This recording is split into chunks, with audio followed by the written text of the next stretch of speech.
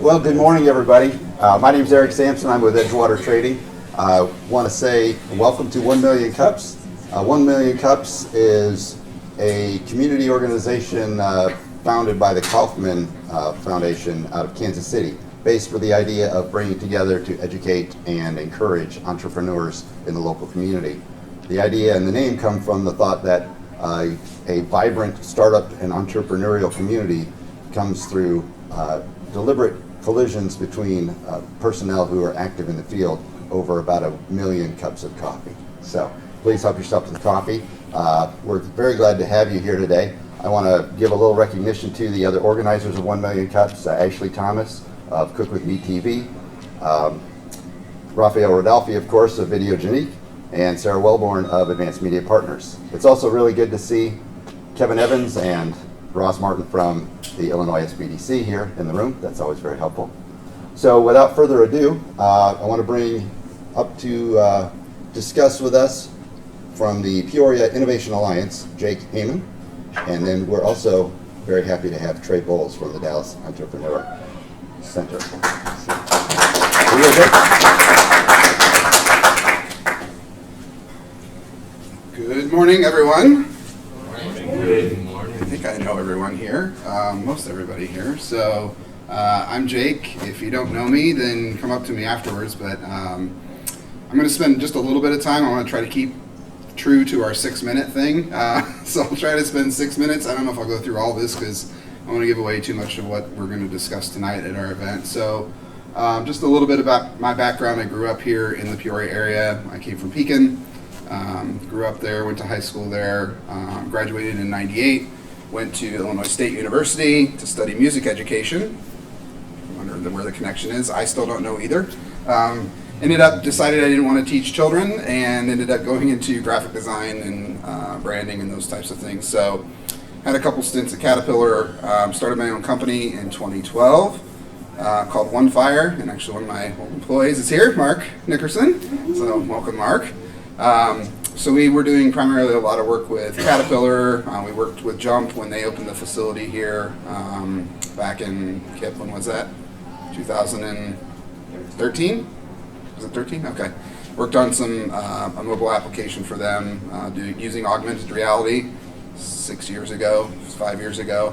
So did a lot of fun things, grew the company. I ended up starting with Amy Lambert. We started an initiative called Startup Peoria back in 2012, which actually brought 1 Million Cups to town. It's actually where I also met Trey through Startup America and initiatives like this, and I'll let him tell that story in terms of how we met. It's kind of an interesting one. So that was in 2012. We launched the Nest co-working space down in the warehouse district above Sugar. It's now moved next door. Worked with Bradley to do Startup Weekend, and some other different programming, the Key Start initiative, that kind of thing. So it really, the ultimate goal the whole time was really bringing a spotlight and trying to bring our entrepreneurs out of the woodwork. We knew they were here, but they weren't really convening, they weren't getting together, so we started kind of creating a series of events, and Eric mentioned collisions, right? It's all about these collisions of bringing people together and kind of getting them together to talk and share ideas, and you might be able to help this person, that type of thing. So we were thankful we got a grant from Peoria County for $150,000, which has allowed us to do a lot of the things we did. However, I think what we were doing was a little too early for the community at the time. They didn't quite understand the value and how the economy was changing and what startups and entrepreneurs and innovators meant to the future of, I guess the economy in general, but also our region. So it was tough for us to go get funding and for people to really understand what we were doing. And the startup term, just is typically associated, like Trey says, typically associated with failure. So that terminology didn't, really work too well.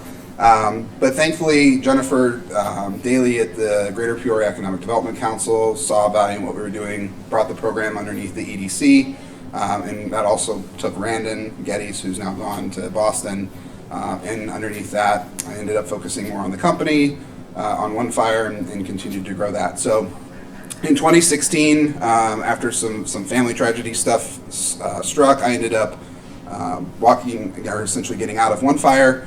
They bought out my ownership. The other business partners bought out my ownership and ended up moving to Texas in the beginning of 2017, actually to Dallas, and got connected again.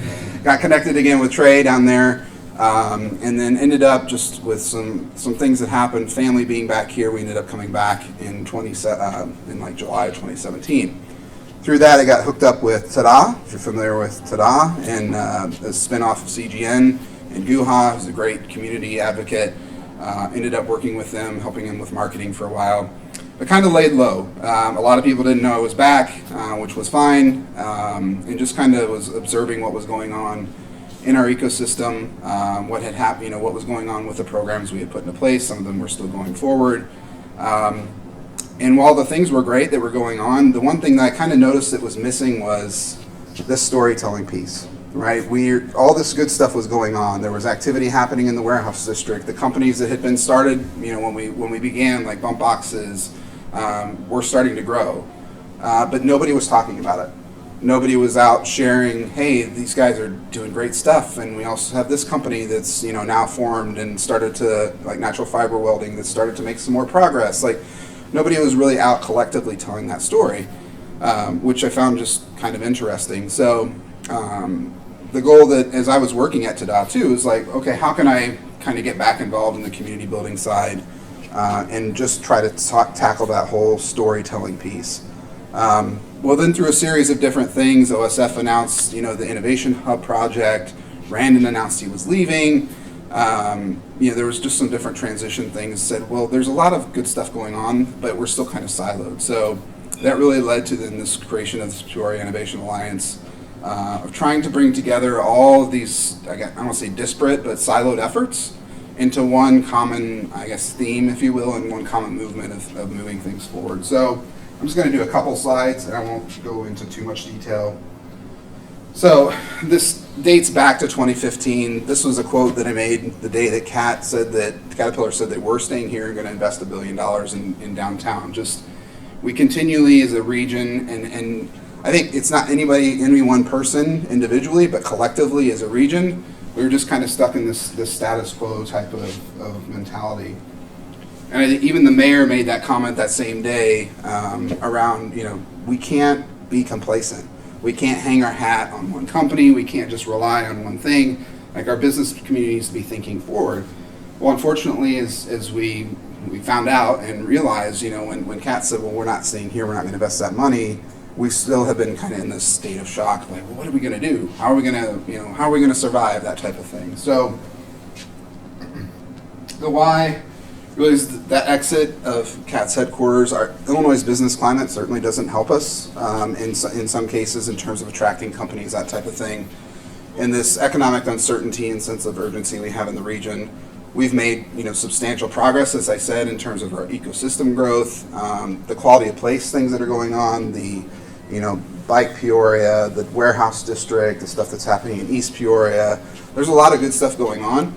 And then the last thing was kind of what I referred to, right? This narrative of our region is still very negative, not just amongst our own people, but especially if you go outside the area. I started doing some traveling up to Chicago for work after I left Tada and doing my own thing.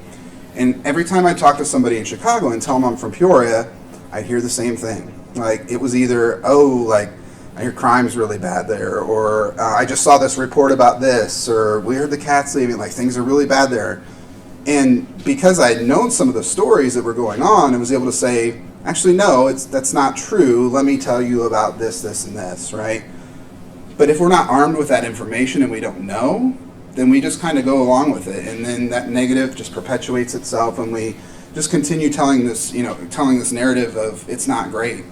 But as I think a lot of us in the room know, there is a lot of good stuff going on here. So the ultimate goal of this being, how do we take that message and kind of turn it around to one of more positivity? So the how is, how do we reestablish our region as this aspirational community known for our history? We have that going for us. We are a very deep-rooted community in innovation, R&D, startups, entrepreneurs.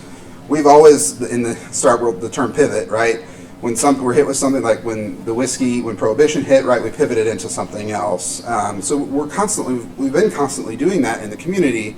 So what does that look like today? So the what, I didn't want to necessarily go create another organization. This is more of a movement. It's about the entrepreneurs, it's about the startups, it's about the innovators. So this movement by which we can share our history, promote our progress, our vision for the future, even down into tactical things around seed funds and accelerators to really help enable and empower this next round of innovators and entrepreneurs. So the answer, Peoria Innovation Alliance, and I'm just going to stop after this one because I'm not going to give away too much more, but our pillars of success are built around 5 different things. So events and education, an actual fund, an accelerator program, a smart city effort, and then the whole national storytelling piece. So we'll give some more details around those tonight. They kind of are self-explanatory, and you can always ask me afterwards if you have any questions. But ultimately, like I said, the goal is just being able to bring a spotlight to the stuff that is going on here. Showcasing, that's the goal of tonight, is to have the company set up that people may not know about, to be able to kind of go visit with them, understand what they're doing, their potential impact. I mean, we have some companies that are doing some incredible things that have global impact, and people just don't know they're in our backyard. So it's really to bring attention to that. It's going to be an interesting combination of community leaders as well as entrepreneurs and some students in a setting where I don't know that kind of opportunity exists on a normal basis for those groups to really merge together and talk, and that's what we need more of. So that's kind of the goal of the initiative. Just kind of going back a little bit too, and what's led to this. So part of Startup Peoria allowed me to get involved in an organization called Startup America.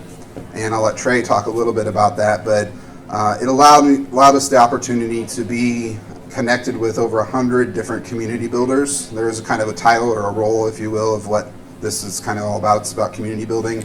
And that Startup America initiative allowed us to kind of go and connect with other community builders across the United States and understand that what we're trying to do here isn't new. Other communities are doing this. Some have had success with some programs, some don't. But it's essentially an opportunity to be able to go and share and find out what might work for Peoria that has worked for another city of a similar size, or even a program like that's in Dallas that might work on a smaller scale for Peoria. So a really valuable organization. Like I said, that's where I met Trey, as well as a lot of other community organizers, and it's been invaluable. It's now changed its name to the Startup Champions Network, and Trey could talk a little bit about that as well. But with that, before I have him come up, I will take any questions, and I probably went over my 6 minutes, so I apologize. No questions at all. Eric, you've got one, yes. Yeah. So, Jake, you've had the vantage point, the ability to see the perspective of different communities and the cultures that they foster regarding development of entrepreneurship and so forth. What is something that you've observed in a place like Dallas or Kansas City or Indianapolis or Madison or whatever that seems to be lacking here in Peoria? And what can we do to kind of boost that area where we may have a little weakness? Yeah, there's a few different things. I think one thing that comes to mind is constantly having events. So constantly having opportunities for people to get together, whether you do that formally in a formal setting where there's a topic that you're going to discuss, or it's more just a get together. That was one of the things that we did earlier on, was just let's do a happy hour type of thing like we did last night and just get people together to talk, and it creates that opportunity for collisions. So I think that's a key thing that we need more of here in the community, but we also need, with that, more people to step up and actually not take over those things, but run those things, right? And that's the value of a startup community. And what we're not trying to do here is, like, we don't want to be the only source to do this stuff. Like, enable other people to go do these things. If you have a passion, I mean, Ruben's kind of stepped up to the plate, right? He has got a passion about data, so he started a data science meetup. I've got a passion about AR and VR, so I started an AR VR meetup. So if there's something that you're passionate about and that you can speak to, let's do it. So, like another event we just announced, we're partnering with Zion to do Open Coffee Club, which they're done across the United States. They were originated in Boulder, Colorado, it's just an hour meeting. We're doing it once a month for people to just get together and talk shop about tech and entrepreneurship and that kind of stuff. So just those types of things. There's nothing wrong with having more and more and more events and just these opportunities for people to meet. So that's one of the big things. That sounds great.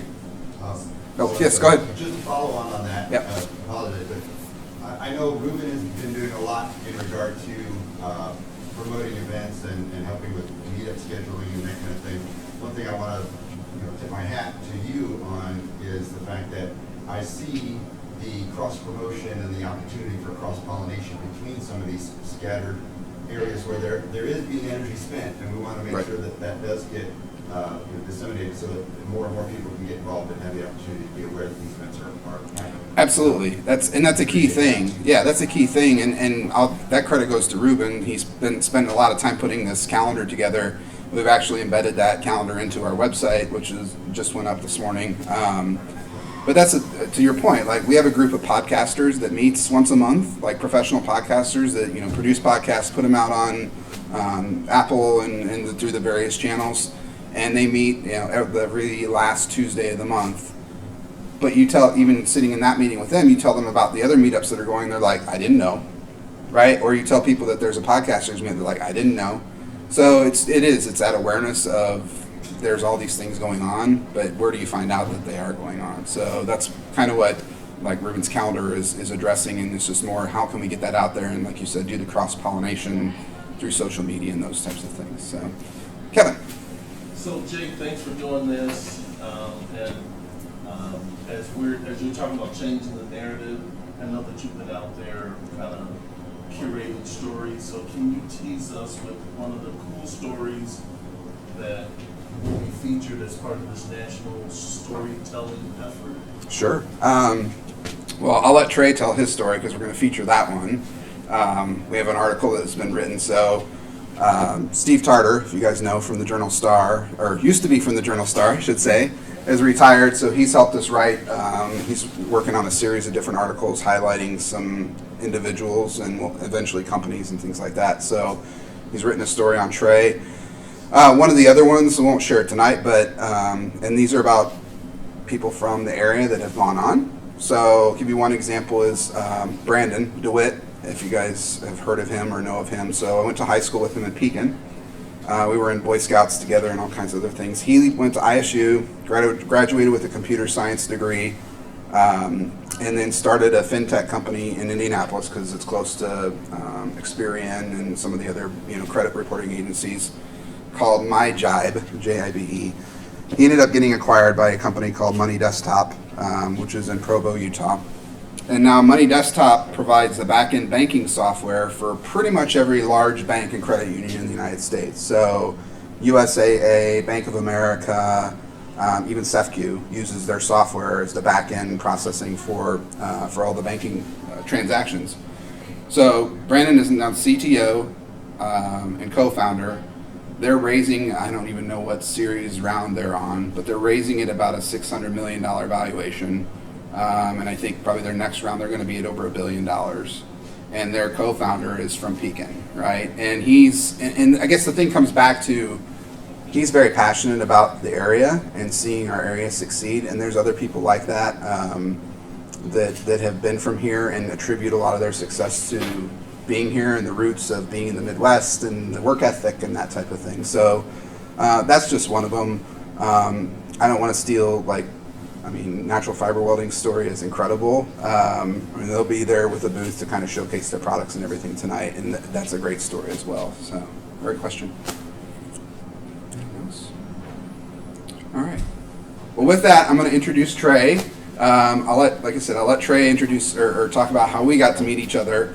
Some of the things he's seen and done in Dallas. How we can closely partner with, how we're working to potentially closely partner between Dallas and Peoria.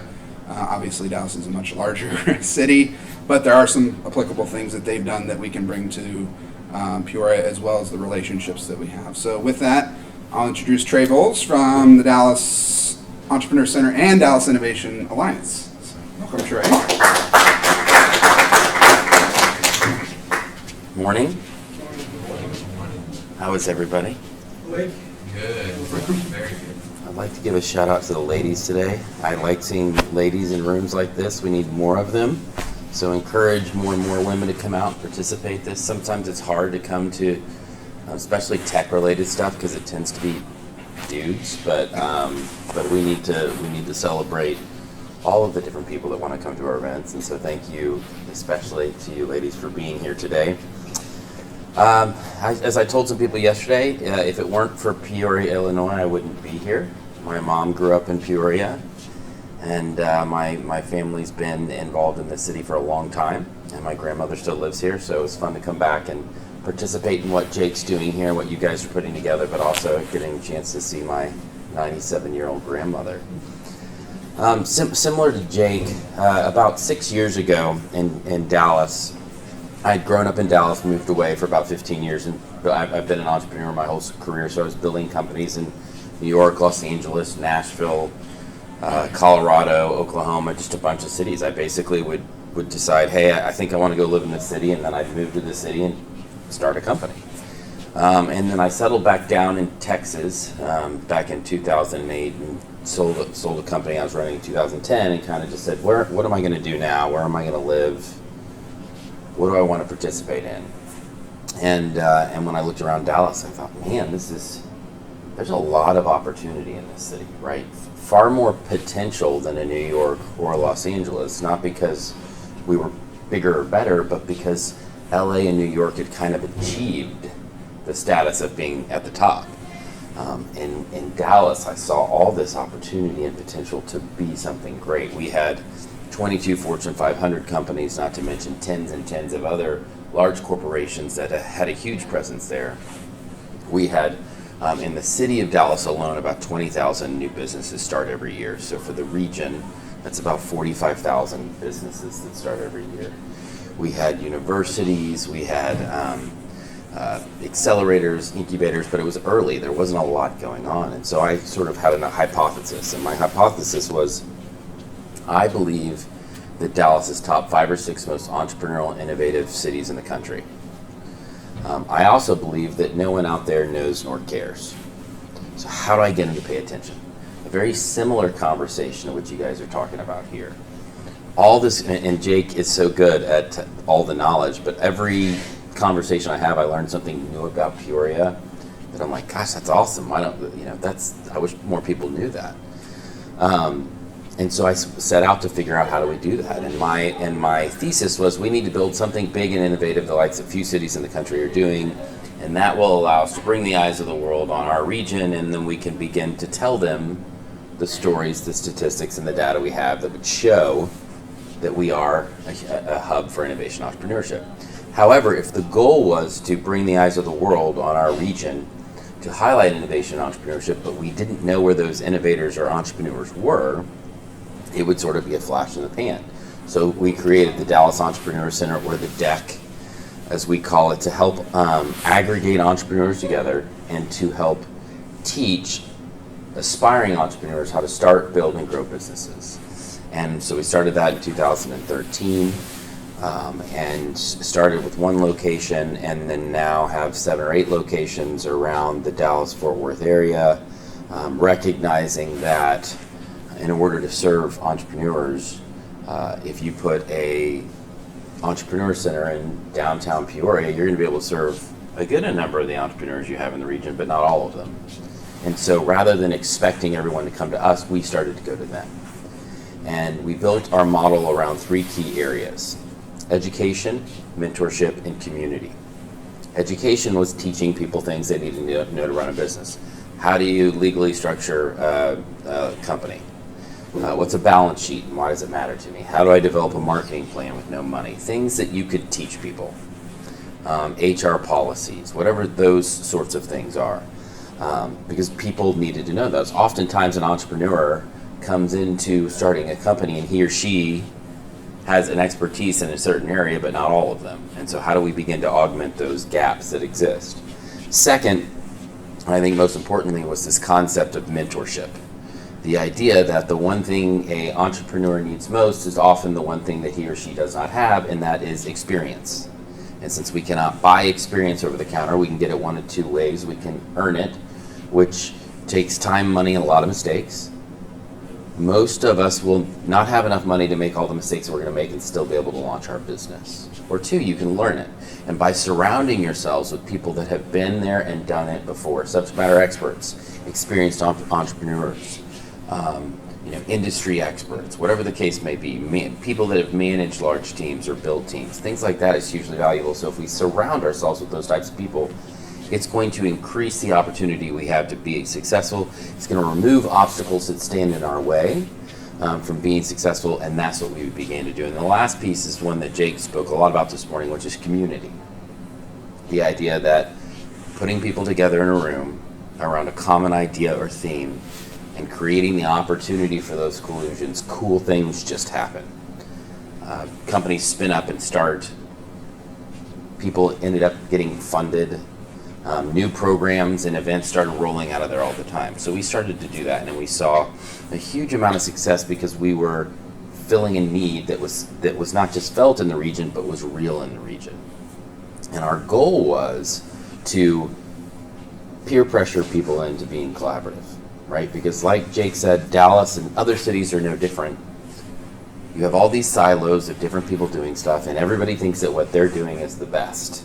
I was telling somebody last night that people always talk about this idea of a hub and spoke. Like there's a hub in the center and everything comes off that hub or the spokes. And so when you would go around our community and you would meet with somebody and you'd ask them, what's your role in the community? Every single person would do the same thing. They draw the hub, they were in the center of it, and all of our other organizations were the spokes, which is really sad and weird if you go to 3 or 4 different, if you're trying to take somebody to showcase how great your region is, you go to 3 or 4 different locations and they all say they're the center.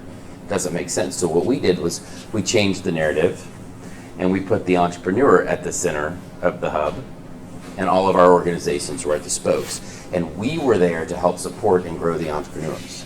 So when you look across Peoria at all the organizations that you guys have that could be supporting entrepreneurship, whether it's a chamber of commerce or a city, government organizations, academic institutions, organizations like OSF, like all those are important stakeholders that build and make an innovative and entrepreneurial community. But they have to do what they do well. And everybody has to play on a field where they contribute what they do best, you contribute what you do best, but it's all for the benefit of the entrepreneur. And if you do that, things begin to happen. Companies begin to grow, succeed, get funded, exit, and it creates this cyclical pattern of people starting businesses, growing businesses, exiting businesses. You throw off some entrepreneurs with some money, they start new things. Those entrepreneurs plug back into the system, they help as mentors, they help as funders, they help as starting new ideas, and it just creates this ongoing perpetual motion that is really positive. So after we had done that for a few years, we decided to launch a new organization called the Dallas Innovation Alliance. And we were focused on this concept of what I said in the beginning, which is that big, innovative idea that few cities were doing. So we went to the city of Dallas and said, we want to create a smart cities initiative for this area. Everybody can define smart cities differently, but I sort of dumb it down for people of my intelligence, which is, it's really about leveraging technology, infrastructure, and data to create efficiencies inside of cities. So some of those things could be a smart lighting program where you replace the lights in your city with LED lights versus fluorescent lights. It could be a smart parking system where you basically, and they have these at some of the airports, where you have displays that tell you how many available parking spots there are on a given floor. It can be a lot of different things. But we went to the city and said we wanted to do that. They said, all right, we'll partner with you on this. And we built in a small area of our downtown called the West End Historic District, which is our warehouse district, this pilot program. And we worked with 30 different organizations from AT&T and Cisco and IBM and Microsoft and GE and Philips, all the companies you would think. Then we worked with some of our local organizations, stakeholders like I talked about before, the regional chamber, the city, the transit organization, the Downtown Dallas Inc. Economic Development Organization, all to put together this plan, and then we implemented it. And because we had built a separate public-private partnership to do this, we had been able to develop a pathway that got to go around some of the issues the city faced, like procurement issues and standards and rules. So in our situation, there was two of us. We decided we want to do this thing. We would have to convince each other, yes or no, and then we do it. And so what it allowed us to do was build the fastest to market smart cities project in the world, going from an idea to in the ground in 10 months. And then we built one of the most robust smart cities programs in the country with testing 9 different projects in this 1-year pilot. So we did the pilot, we came back, developed a case study, which we then gave to the city to help the city begin to think through, based on real localized data, how do we make the decisions for a smart cities roadmap moving forward. And I say all this to say, really, what we did was no different than what you guys are doing. We tried to create partnerships. We tried to involve people in the ecosystem. We tried to highlight what everybody else is doing. One of my favorite things is when people get up and they talk about, oh, you hear what Ruben's doing with this, right? Did you hear what's going on over here? Did you hear the event that the SBDC is having next week? We begin to tell each other about and celebrate the fact that it takes an entire ecosystem to be successful. And a win for your meetup, Ruben, is a win for Bump Boxes. And Bump Boxes getting another round of funding is a win for the Peoria Innovation Alliance. And if you look at it like that, and you begin to tell those stories and create that narrative, then it creates this whole concept of a rising tide raises all ships. And one of my favorite quotes is Henry David Thoreau, who says, "There's no limit to what can be accomplished if it doesn't matter who gets the credit." And what you have to realize is what you guys are doing here is not about any one organization or any one person. If it was, then when Jake decides to go launch his next business, your entire ecosystem unravels, and it was fun for a couple of years, and what was it worth? And that's why we have to have people step up in leadership roles and to develop things that they're passionate about and get behind them, because what that will begin to do is spin out all sorts of initiatives that people can get behind. When I heard about the decision that Cat made to leave and take some of his employees away, I kind of said to Jake, I said, I think this is a huge opportunity, because it sounds like to me that Peoria has always been innovative and entrepreneurial, and it was kind of covered by Cat because everybody just sat underneath us. Now's your opportunity to say, why are you surprised that all this stuff is going on in Peoria? It's been going on the whole time. We just finally have a chance to talk about it. And so you can change that narrative. You can create the narrative that you are a city rooted in history and growing your future. And I think that's a great opportunity. And I think there's great things that can happen here. And the one thing I would say to you is, and that I say to entrepreneurs all the time, is if you have a passion about something, go do it. If you want to be on the 1 Million Cups organizing team and volunteer team, go do it, because you guys are going to do it, and in about a year you're going to be like, man, that was really fun, and I'm kind of tired. I'd love some help. I will say one thing about 1 Million Cups. We launched 1 Million Cups in Dallas, 2013, a while ago. It is what I believe the best event in an ecosystem to start people, to get people into the community. And it's the best for a bunch of different reasons. One, most people that come to things like this think it's like Shark Tank. I tell them it's like a nice version of Shark Tank. And whether you like Shark Tank or not, people know it. And so they love coming to this, and they love getting to watch a company pitch because it makes them feel like that. But they also then get to see a scenario where for 20 minutes people are asking questions, they're offering suggestions, they're offering their help, which is really cool. And it becomes a really cool networking event where you can meet people, that you can find out what somebody's interested in. You could say, well, look, there's this event, this organization, go, and it's really a jumping off point into an ecosystem, which is really important. Second of all, it's every week. Do you guys have it every week or every 2 weeks? Once a month. That's great. It's still once a month. Like, if you miss one, in 30 days there's another one. So it is a great opportunity for somebody to come somewhere participate in something and getting engaged. And so what I say in Dallas is I say, if you're interested, you want to get involved in the entrepreneurial community, you got to go to 1 Million Cups. And it's just an easy place to get people in, push people to, and really launch it from there. So it's been a huge success for us in Dallas. It's been a fundamental event for our ecosystem ever since the beginning. But what I would also encourage you to do, and what I tell entrepreneurs all the time is, if the worst thing that could ever happen to you, the worst thing is that your business or event or program idea doesn't work. If that's the worst thing that can happen to you, and you can get okay with that, what do you have to lose? What are you missing? Like, go for it. And as I told the story last night, when I started the DEC and the Dallas Innovation Alliance in Dallas, there was a ton of people that thought it was a bad idea. There was a ton of people that told me that it wasn't going to work and that didn't make sense. But that did not deter what our vision was and what we wanted to accomplish. And so you need to go build these collaborations and build these partnerships and get people engaged and excited about what you're doing, but do not let anybody tell you that you can or cannot do something. And realize that walking into this, 90% of entrepreneurs fail. Their idea doesn't work. So that's okay. Like, you know the odds, you know what you're going up against, but get out there and try it and do it, because those that succeed are those that change the narrative, that change a marketplace, that change the world.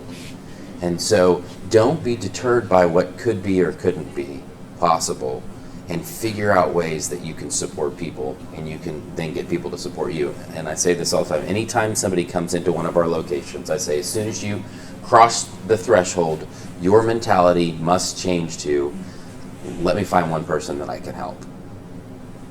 Because when you do that, ecosystems explode. And by the way, it comes back to you. And you're able to, benefit from that as well. And I've seen it over and over and over and over again. Things that are happening and changes that are being made and opportunities that are growing. So I'll finish with the Startup Champions Network organization. I think it's a really good one. So I met Jake in Las Vegas, Nevada. I got in town, went to the front desk, got my key to my room, went up to my room, opened the door. Oh my gosh, they'd given me the key to somebody else's room. So I went back down to the front desk and said, hey, somebody's in my room. Just no big deal. And they said, no, that person's supposed to be in your room. I was like, what do you mean? I've never had a roommate at one of these things. And they said, well, yeah, that's your roommate. You have a roommate. I said, okay, well, is it a guy? I said, yeah. I said, all right, my wife will be okay with that. And so I go back up to the room, open the door, and who's sitting there? Jake. So I said, hey, I'm Trey, I'm from Dallas. He said, I'm Jake, I'm from Peoria. I said, Peoria, Illinois? I was like, I know Peoria, and we started this friendship. And what happened is Steve Case, from the founder of AOL, had started this organization called the Startup America Partnership with the Obama administration and the Kauffman Foundation to help high-growth entrepreneurs be successful. It was a 3-year campaign. If you watch Steve, everything he does is in 3-year stints. It's really interesting. And after 3 years, we had been involved. We were seeing all these entrepreneurs across the country being helped. There was a Startup Texas, Startup Peoria. There were all these different organizations going on, and it was time for it to end. And so we went back to Steve and said, look, a lot of what Startup America did was great, but one thing that we have to have is a network of ecosystem and community builders across the country. Because what Jake is doing and what you guys are doing here is difficult. It's lonely. You don't get paid a lot of money to do it. It's discouraging because everybody tells you why you can't do it, but it's important. And so by putting together a network of these people across the country, we're able to help share best practices. The number one, does anybody know where the number 1 Million Cups affiliate is? Pardon? No, but maybe. There was an argument about this. Fargo. Fargo has 300 to 400 people at every single 1 Million Cups. Who would have ever imagined that? Well, you know what? All of us around the country are going to our friend Greg from Fargo going, how do you do this? how do you get all these people here? And he's able to share those things that he's learned. Hey, we got to hire a couple of people. How do we raise money? Well, I got people from all over the country sharing. Well, this is how I raise money in my community. Let me introduce you to this bank. Let me tell you about this. What programs how do you celebrate failure in your community? How do you make people realize that it's okay if your idea doesn't work? Let's have a whole event series on people who have tried to build things that didn't work, and let's just go throw them a party because they were gutsy enough to try it. And so that's the value of the Startup Champions Network. I wish we had the logo, because Jake designed the logo for the entire organization as one of the founders. But I just want, in closing, and then I'll take questions, I just want to encourage you guys that Peoria is no different than any other city. It's no different in Dallas. It's smaller than Dallas, but we incur the same types of things. And if you had, startup champions from anywhere else in the country, you'd be dealing with the similar type of issues.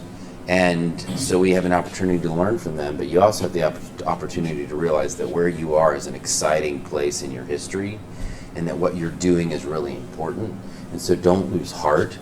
Work together, support each other, celebrate each other's successes, celebrate each other's failures, and really take this opportunity to have Peoria step into who Peoria really is. And as important as it is, we had a meeting yesterday, everybody's talking about, well, what's the story we tell the people that we want to come to Peoria? And I would say first, you need to get people in Peoria to know what's going on in Peoria, because there's so much stuff here. And until your own community is not exploding and exuding this entrepreneurial and innovative spirit, talking about all the great things going on. We had dinner with a couple last night that's been in Peoria for forever, and they're trying to tell us about all this cool stuff they know is going on, and Jake's telling them all the stuff that he knows going on. And it just creates this excitement and this vibe, which drives an ecosystem forward. So be encouraged in that. Keep up the hard work, and I'm going to be excited to get to come back and see what sorts of things that you guys are doing here as you move forward, and let me know how I can help. Are there questions? No, drilled it, everything you ever needed to know? Okay.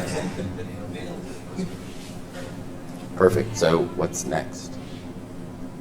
Awkward silence. Awkward silence. Somebody ask a question. So, hey, one of the things, can I do this? One of the things that we did at our 1 million cups in Dallas, and it's an awesome idea, and I can say that because I didn't come up with it, is at the end of every 1 million cups, we asked a couple people, what's coming up? Like, does anybody have events coming up? Anybody have any meetups that you want to talk about? And are there needs or, things that you need? So sometimes we'd have somebody coming up and they'd say, oh, I need a job. Well, this is what I do. Well, you got 30 people in the room that now just heard what you needed to do. Or, hey, we're hiring people. Bump Boxes is hiring 16 positions right now. That's good to know, right? So that type of stuff at the end, and then it gives somebody an opportunity to say, hey, I'm holding my first meetup for people that like to take pictures of kittens, whatever it may be. You're able to tell that in this type of environment and celebrate it and go out from there. So does anybody have anything coming up or any major needs or wins that you know about? Did anybody hear something that a company accomplished? Ruben. So today, the first Wednesday of every month, so that's a coincide with 1 million cups, is open co-working at the Nest. So everyone is welcome. The Nest is right next door to Sugar, and it's across from Lion Cafe downtown. So that's today. Also, 2 weeks from today, on the 15th, is the inaugural meetup for the Greater Peoria Data Analytics Community. So that's also going to be in the Nest. It's going to be 5:30 p.m. on the 13th. So everyone is welcome. Anybody, anything else? Just announced yesterday, so River City Labs is doing a 3D printing meetup. It's not until July, but they have an open makers thing on. I think it's on Tuesday nights once a month. But they're going to do a 3D printing specific one coming up. It's in July, June or July. So that'll be announced yesterday. Hey, when you guys talk about this stuff, post it on your social, and everybody go out and retweet, repost, share. Do that. That kind of stuff is really, really helpful. Thank you guys for letting me be here. I appreciate it.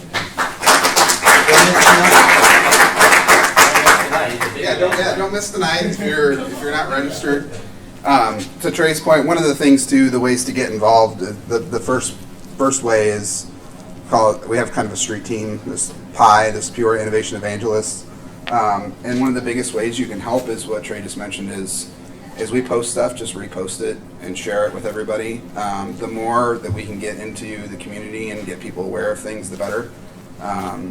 And then another thing is mentoring, and then we're also tonight doing in-kind or financial contributions in terms of people that want to help support the programs and stuff. But the biggest thing is the evangelizing of being able to go out and just retell the story. So, and also too, if there's something that we're not posting that kind of like we just did, like if there's something that's not being posted or a story, be sure to send it to us so that we know that we can go out and reshare it with somebody else to bring awareness. So I had just seen, so if you saw from our post, but Bump Boxes was out at Facebook headquarters on Monday doing a pop-up shop because they were invited by Facebook to come out there. That's huge. Like, so we reposted that. But any of those kinds of stories that you see within the community, feel free to share, and we'll try to get those, reposted out for everybody. So. You need some volunteers for tonight.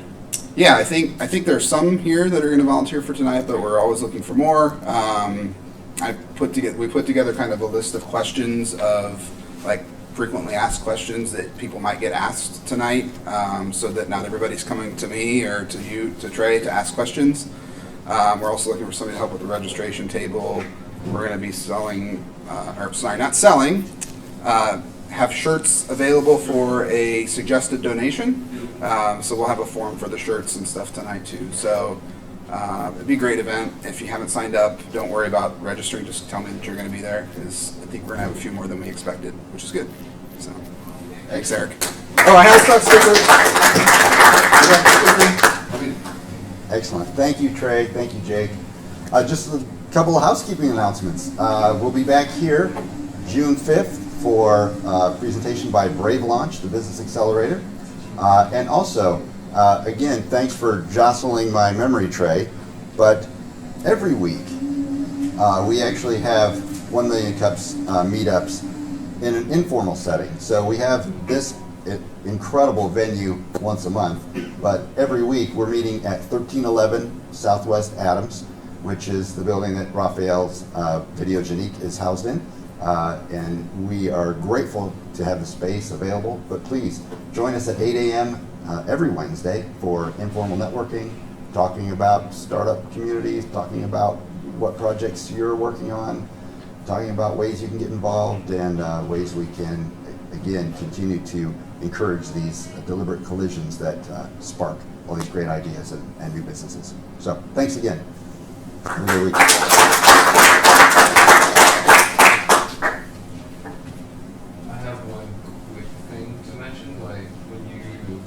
You said events or notable information.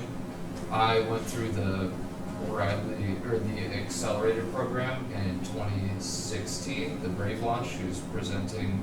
That was a tremendous experience to see 10 different community efforts together, and even drawing university students from the time, all through a really well regimented structure following the lean business model campus, which then actually launched a Bradley student straight into a position that he really wanted in a tech startup company called Virtue Sense, which I then proceeded to work for a long time. And now I'm looking to move on and expand horizons.